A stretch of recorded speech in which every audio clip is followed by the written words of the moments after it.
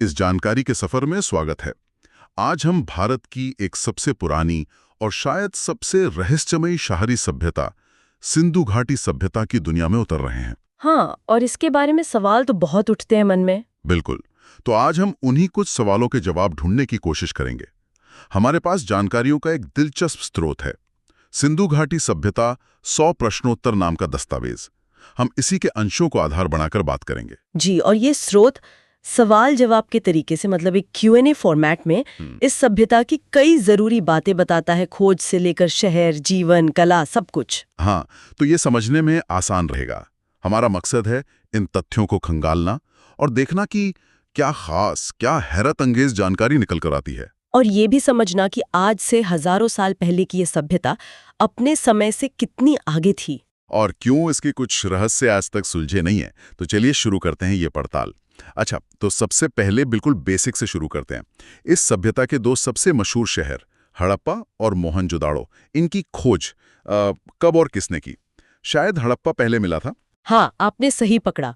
हड़प्पा की खोज 1921 में दयाराम साहनी ने की थी। अच्छा। और उसके बस अगले ही साल 1922 में राखालदास बनर्जी ने मोहनजोदाड़ो को खोजा। और क्योंकि हड़प्पा पहला स्थल था, इसीलिए अक्सर पूरी सभ्यता को ही हड़प्पा सभ्यता कह दिया जाता है। अच्छा, ये बात है। हाँ, और ये जानना भी जरूरी है कि ये एक कांस्य युगीन सभ्यता थी। मतलब कांसा इस्तेमाल करते थे ये लोग, पर लोहा नहीं जानते थे। कांस्य युग। इसका समय कब से कब तक माना जाता है? मोटा मोटा मान लीजिए 2500 ईसा पूर्व से 1750 ईसा पूर्व के आसपास। ठीक है।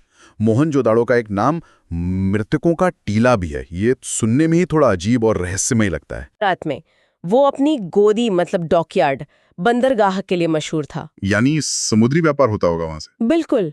और धोलावीरा, वो भी गुजरात में कच्छ के रण में मिला एक बहुत बड़ा स्थल है। अच्छा, यहाँ एक बात थी, मोहनजोदड़ो सबसे बड़ा शहर था या धोलावीरा? देखिए, आमतौर पर मोहनजोदड़ो को सबसे बड़ा शहर मानते हैं, शायद आबादी के हिसाब से। लेकिन अगर सिर्फ जमीन का फैलाव देखें, एरिया, तो धोलावीरा शायद सबसे बड़े स्थलों में गिना जाता है। अच्छा। हाँ, तो ये दिखाता है कि अलग अलग शहरों की शायद अलग अलग भूमिका रही होगी। धोलावीरा का फैलाव ज्यादा था, हो सकता है कोई रीजनल सेंटर जैसा रहा हो। ये उनके संगठन का लेवल दिखाता है। संगठन और योजना की बात करें तो इनकी नगर योजना तो कमाल की थी, ऐसा सुना है। स्रोत क्या कहते हैं इस बारे में? अरे कमाल से भी आगे।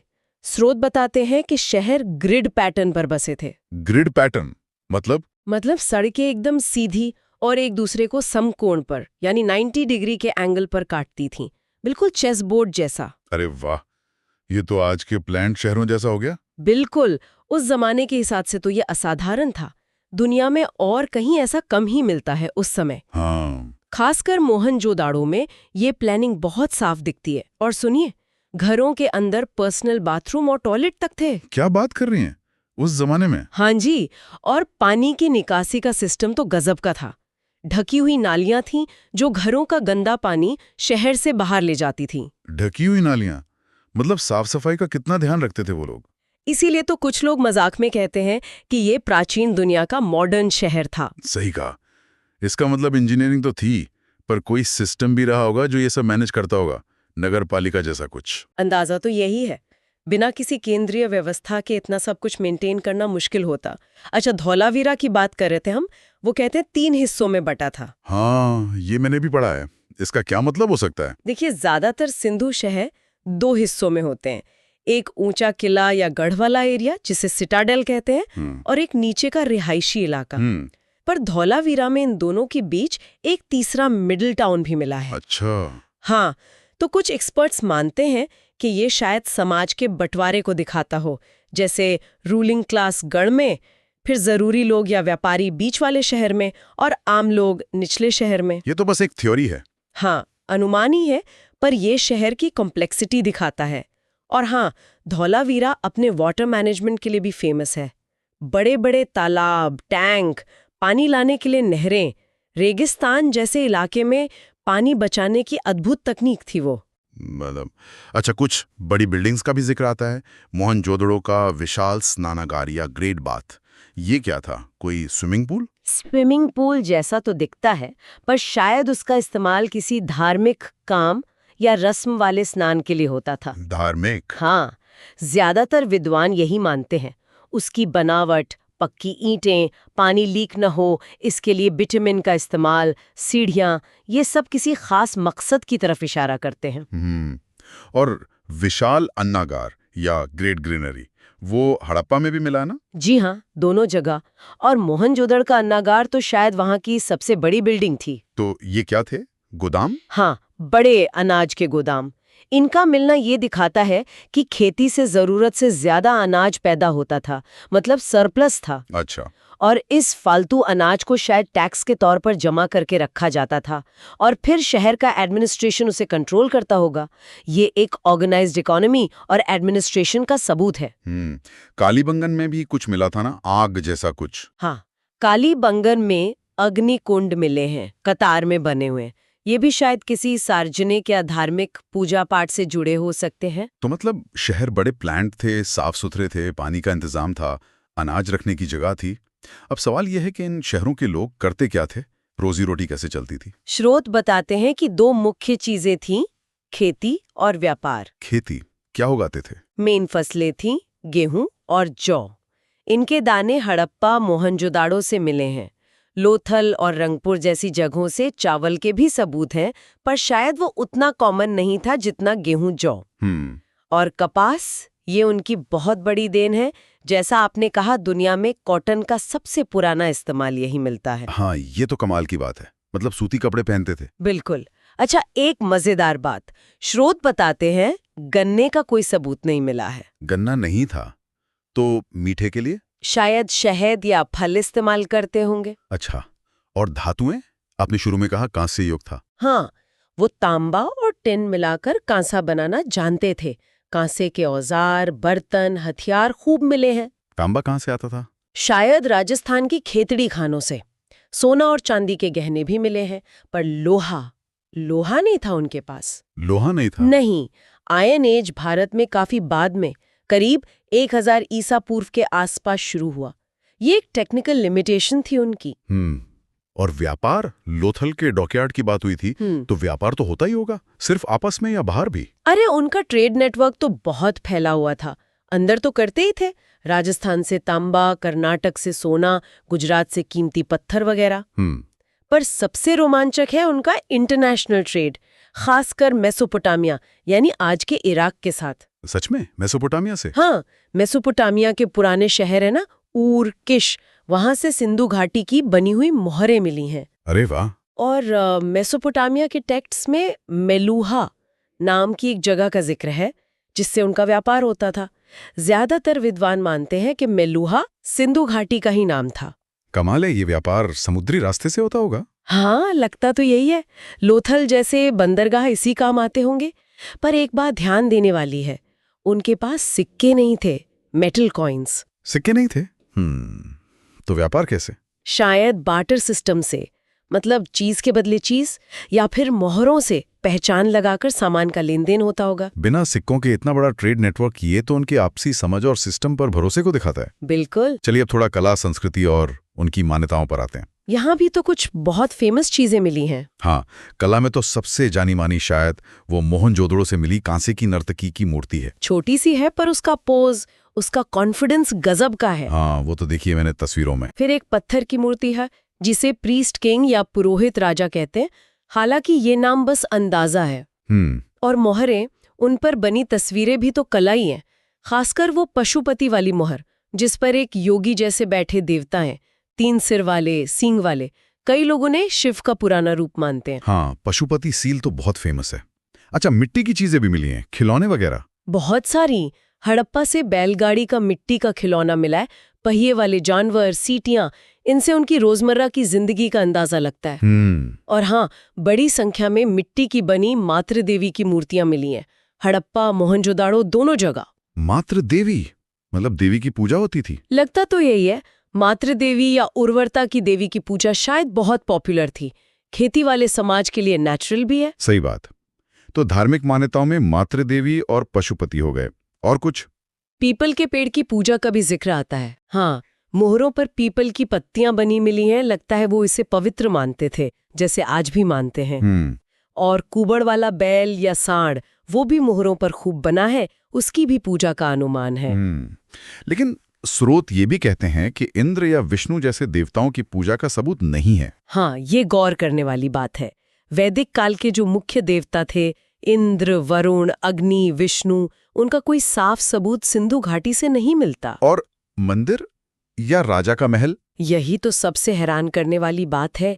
इतने बड़े, इतने ऑर्गेनाइज्ड शहरों में किसी बड़े मंदिर या राजमहल जैसी बिल्डिंग का कोई निशान नहीं मिला है। ये कैसे हो सकता है? मेसोपोटामिया में तो बड़े बड़े मंदिर थे, मिस्र में पिरामिड थे, यहाँ क्यों नहीं? ये बहुत बड़ा सवाल है।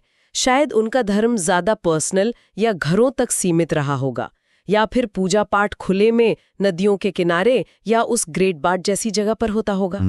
जाता है कि शायद उनका समाज पुरोहितों या राजाओं के कंट्रोल वाला नहीं था, जैसा मिस्र या मेसोपोटामिया में था। तो फिर सत्ता किसके हाथ में थी? हो सकता है पावर ज्यादा बटी हुई हो, या शायद व्यापारियों का ग्रुप ज्यादा असरदार रहा हो, जो बड़े मंदिरों या महलों पर खर्च करने के बजाय व्यापार और व्यवस्था पर ज्यादा ध्यान देते हो। ये व्यापारी वर्ग वाली बात दिलचस्प है।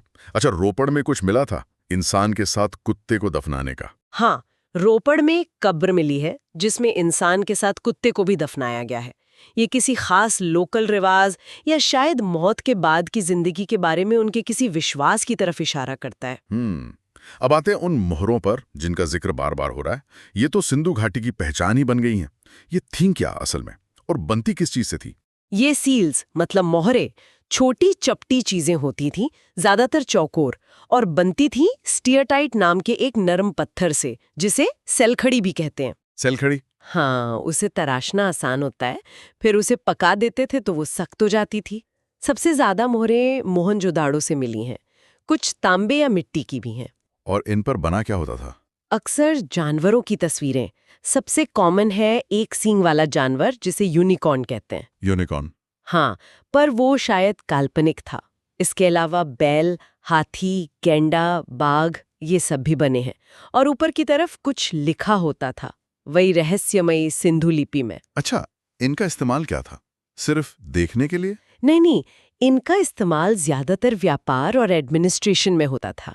ऐसा मानते हैं कि व्यापारी अपने सामान की बोरियों या बर्तनों को बंद करके उन पर गीली मिट्टी लगाकर अपनी मुहर से ठप्पा लगा देते थे। अच्छा, जैसे सील लगाते हैं आजकल? हाँ बिल्कुल, ये एक तरह की गारंटी होती थी कि सामान असली है, सही मात्रा में है और रास्ते में खोला नहीं गया है। उनका ट्रेडमार्क जैसा?